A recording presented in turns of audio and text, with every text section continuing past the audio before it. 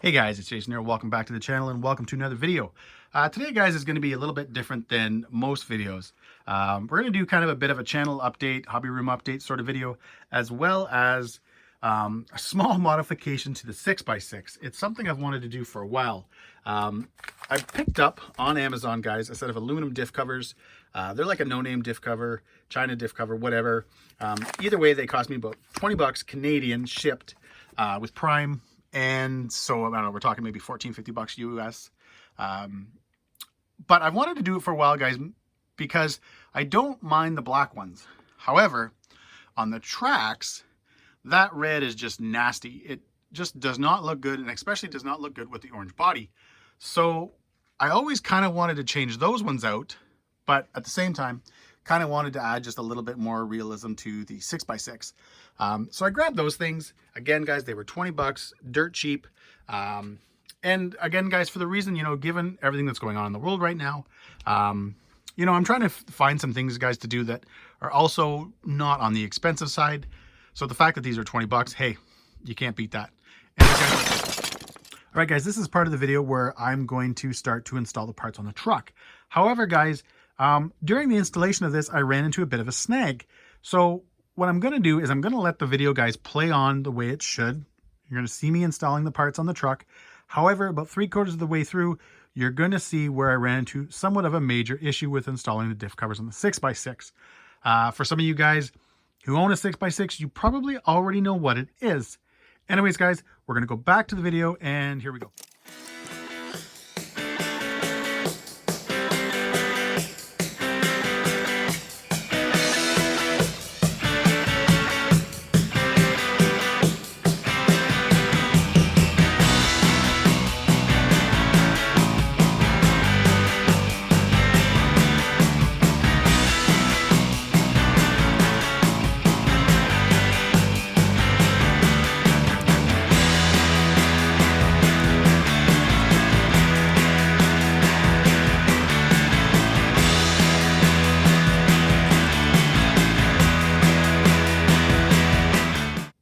All right, guys, so I got the cover off, and as you can see, there's still lots of grease in there. Everything looks good. There's definitely no issues. I'm not even going to worry about adding any more grease in there, so let's get to the new covers.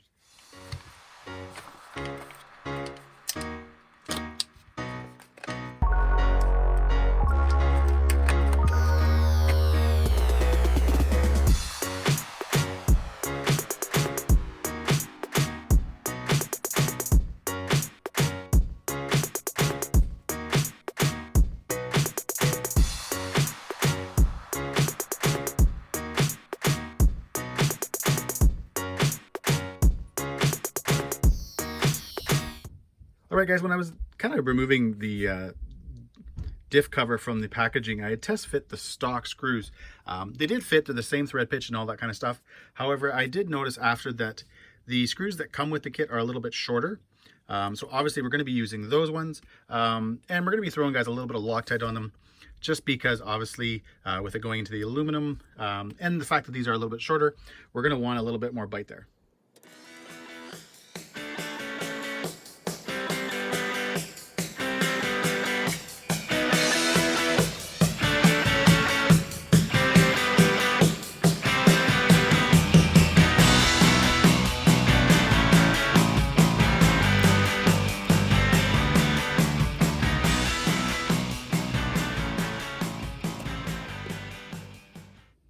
All right, guys, so as I was installing the screws, I noticed something kind of funny.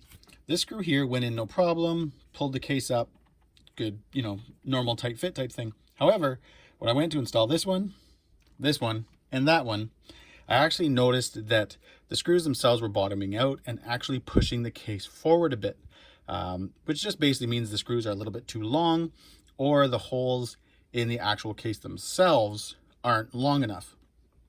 Probably, if you'd bought, a quality product, let's say like RC 4-wheel drive or something like that, they probably would fit no problem. However, in my case, buying the $20 Amazon part has made this a little bit more work. All I'm doing though, guys, it's by no means the end of the world. I'm just using my Dremel and just kind of skimming off the bottom of the threads, just to make it fit. So I've already done it with this one. You know, kind of an annoying thing because you don't want to remove too much, but at the same time, you want that diff case to sit flush and have a good seal. So all right, guys, I got the diff covers installed. Yeah, it was a bit of a pain in the butt. It would have been nice if everything was just machined properly and the screws had gone in and not have to, you know, take the time to remove the material and stuff. However, you know, honestly, guys, it was maybe like, you know, 10 seconds of, you know, zipping the screw along the sanding wheel just to remove the material that you needed to. I did try to video what I was doing, but it was kind of a complicated, just not what I was doing was complicated, but just trying to actually video it while I was doing it just didn't work. So what I'm going to do now though, guys, is I'm going to show you what I did. All right, guys, so the only screw that actually went in properly was this one here. The rest of them, what would happen is as you know, would screw them in, they'd bottom out and they would actually push the cover forward, obviously not making a very good seal. So all I did, guys, was I would take a screw, rip it along the Dremel wheel a couple of times, put it back in. Make sure you leave this screw loose because you want to see the actual cover itself moving in and out, because you want to see when you're tightening the screw, you want to see the cover obviously tighten. You know, if you leave this tight, you're not going to get a really good idea if the screw itself is doing the job it's supposed to.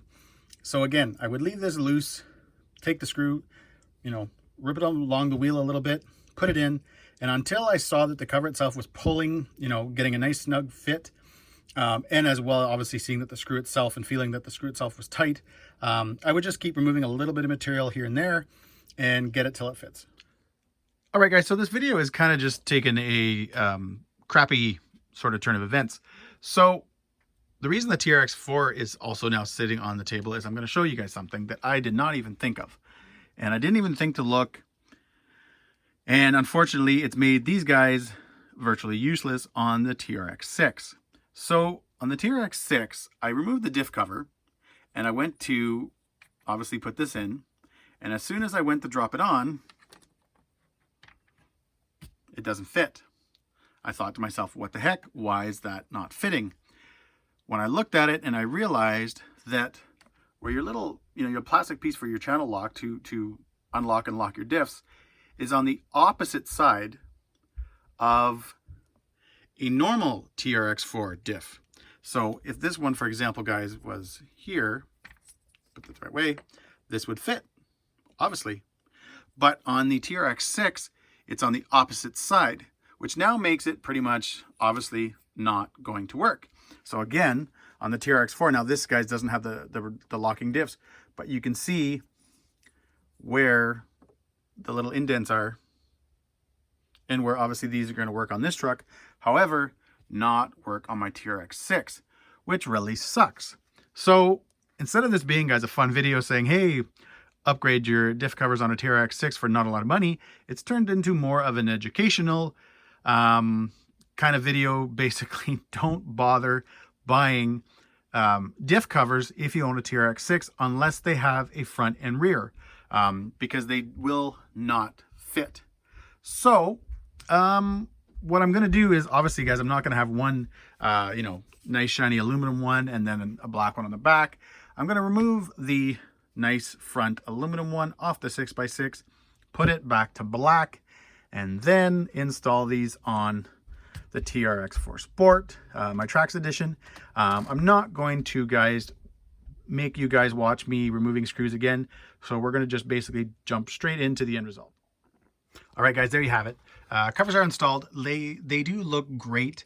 You know, I would have liked, obviously, these ones on the 6x6, but they still look really, really good on the TRX4 Traxx Sport, whatever you want to call it.